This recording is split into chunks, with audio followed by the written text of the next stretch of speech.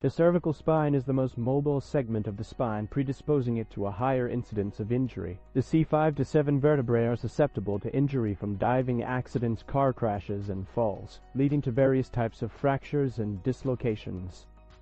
Cervical spine injuries are a critical concern in trauma patients. They are relatively common due to the high mobility and exposure of the cervical region. In the context of major trauma, cervical spine injuries occur even with seemingly minor head or neck movements. There is an association between cervical spine injuries and head injuries. Cervical spine injuries should be considered in all patients with severe TBI unless ruled otherwise. Cervical spine injuries can range from minor whiplash to life-threatening conditions including spinal cord injury with permanent disability.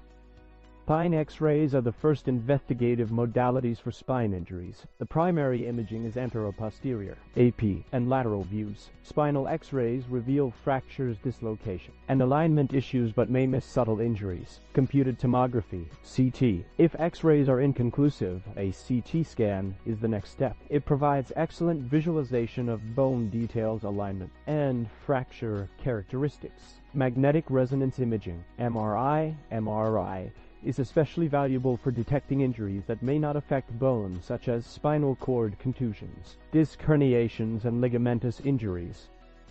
Cervical spine injuries in trauma patients should be highly suspected in cases moribund, where patients show any neurological deficits or changes, report pain in the neck area, or have a limited range of motion. These symptoms have severe implications and require immediate assessment. We should always assume a cervical spine injury in trauma patients until proven otherwise and use immobilization as a precautionary measure. A cervical collar should be applied in cases of major trauma to minimize movement and prevent further injury. A clear X-ray can rule out cervical spine injuries. Clearing the C-spine is based on clinical criteria and imaging. Injuries such as lacerations to the head, forehead, or jaw should heighten clinical vigilance for cervical spine injuries. Canadian C-spine rule is a clinical decision-making tool to determine when to use radiography in trauma patients with a potential cervical spine injury. Imaging is only necessary if high-risk factors such as age, over 65, dangerous injury mechanisms, and paresthesia in extremities are present. If low-risk factors that allow safe assessment of range of motion are absent, or if the patient cannot actively rotate their neck to 45 degrees to the left and right, then radiography is indicated. In summary, there is no indication of a C-spine X-ray if the patient is awake and alert with no neck symptoms on voluntary movements. All other trauma patients where a neck injury is a possibility should be X-rayed. For radiographic evaluation of the cervical spine, 3 specific views are typically required. Lateral cervical X-rays. This view should display from the base of the skull down to the first thoracic vertebra. To ensure an unobstructed view, the patient's shoulders may need to be pulled down, often achieved by traction from the foot of the bed. AP, anteroposterior view. A true AP view provides a front-to-back perspective of the cervical spine. Odontoid view, open mouth view, aimed at visualizing the odontoid process of the second cervical vertebra. Possible X-ray abnormalities in cervical spine injuries include odontoid fracture, a break in the odontoid process, also known as the dens, a projection of the second cervical vertebra, wedge fracture of the anterior vertebral body, a compression fracture where the front of the vertebral body collapses creating a wedge shape. Burst fracture occurs when the vertebral body is severely compressed, causing it to fracture and send pieces outward. Fracture of spinous process, a break in one of the bony projections off the back of a vertebra. Fracture of transverse process, a break in one of the 2 bony projections on either side of the vertebral body where some muscles of spinal movement attach. A normal lateral C-spine X-ray should show the vertebral bodies lining up in a straight column without any displacement. The intervertebral disc spaces should also be uniform in height. The spinous processes should form a regular straight line down the back of the spine. The posterior vertebral line and anterior vertebral line should be continuous and smooth. The prevertebral soft tissues should not be swollen or thickened. The cone, atlas, should articulate properly with the odontoid process of C2 axis, and the joint spaces should be clear and distinct. The curvature of the cervical spine should show a gentle lordotic curve. Assessing cervical spine, C-spine, Injuries on a lateral view X-ray. Key points to observe include alignment. Check for any abnormalities in the alignment of the anterior vertebral line, posterior vertebral line, or spinolaminar line. Fracture of the spinous processes, widening of the spaces between the spinous processes, anterior soft tissue widening, swelling or increased space between the air in the pharynx trachea and the anterior aspect of the vertebral bodies.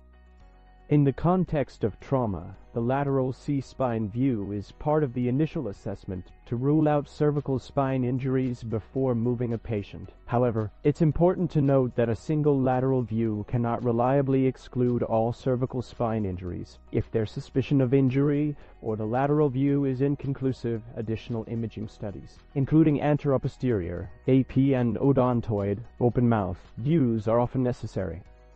Anteroposterior AP views of the cervical spine, C-spine, complement lateral views by providing a different perspective that is crucial for a comprehensive evaluation of the cervical spine, especially in the context of trauma. AP views can demonstrate vertebral body fractures, spinous process fractures, facet joint dislocations or transverse process fractures. The findings of a normal odontoid view X-ray, also known as the open mouth view, include an odontoid process centered within the ring of cone, atlas, symmetrical spacing between the lateral masses of cone and the odontoid process, clear smooth margins of the odontoid process without any breaks. The findings of an abnormal odontoid view might show displacement or asymmetry of the odontoid process relative to cone, suggesting a fracture or dislocation, a break or irregularity in the outline of the odontoid process, increased or uneven space between the odontoid and the lateral masses of cone. This open mouth view shows an odontoid fracture.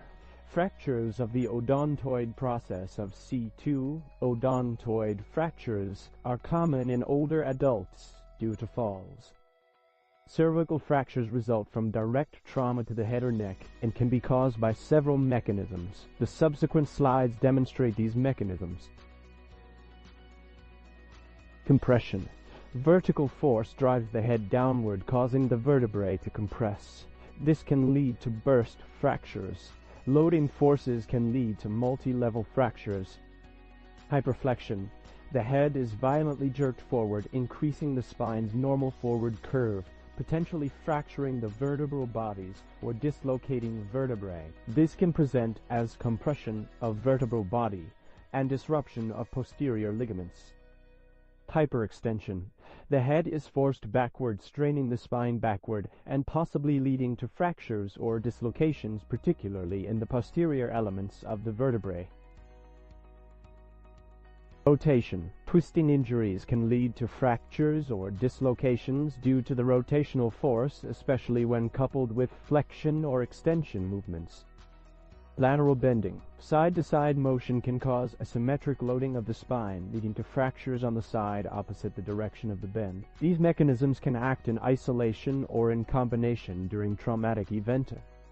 Distraction is another mechanism of cervical spine injury, where a longitudinal force pulls the spine apart. This type of force can occur in situations such as when the head and neck are suddenly pulled upwards, or when the body is violently pulled downwards. This can lead to stretching or tearing of ligaments, dislocations, or even fractures as the normal stabilizing structures of the cervical spine are disrupted. Distraction injuries can be particularly dangerous as they can cause severe damage to the spinal cord.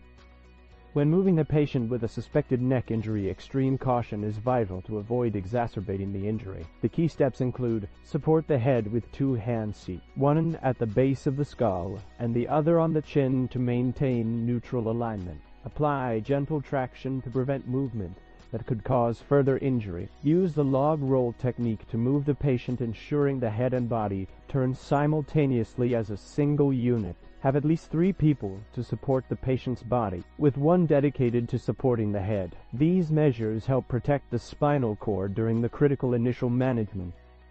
The management of a cervical spine fracture typically includes applying a rigid neck collar or placing sandbags under the neck for immobilization, performing a primary trauma survey with airway, breathing and circulation, ABTS stabilization, conducting a thorough neurological examination to assess for any deficits, carefully log rolling the patient with adequate head and neck support to inspect the back, palpating the neck to check for tender areas or unusual softness between the paraspinal muscles. Consider C-spine instability when neurological signs or symptoms indicate potential spinal cord or nerve injury, X-ray signs of misalignment or damage to the spine. Significant neck pain or stiffness suggest underlying damage. A soft, boggy space is palpable between the spinous processes, which could indicate a hematoma or disruption of ligaments. The patient is unconscious, making it impossible to assess pain, neurological status, or range of motion reliably. Immobilization. Application of a cervical collar or skeletal traction. A halo brace is used in the management of cervical spine injuries, especially for cone C2 fractures, when rigid immobilization is required but surgical stabilization is not indicated. A thorough medical and neurological examination is essential. Radiographs, CT scans, and MRIs, pain management, and in some cases administration of steroids to reduce inflammation. The surgical decision is based on the type of fracture stability and any neurological deficits.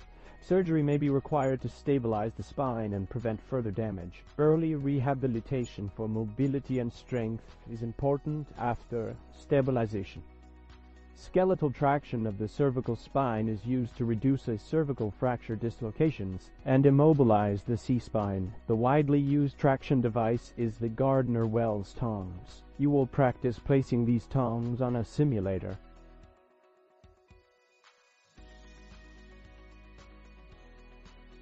The overall goal of traction in the case of cervical fractures is to stabilize the fracture, achieve reduction, decrease pain, and minimize the risk of spinal cord or nerve injury while awaiting definitive treatment, which may include surgery or immobilization in a brace or halo vest.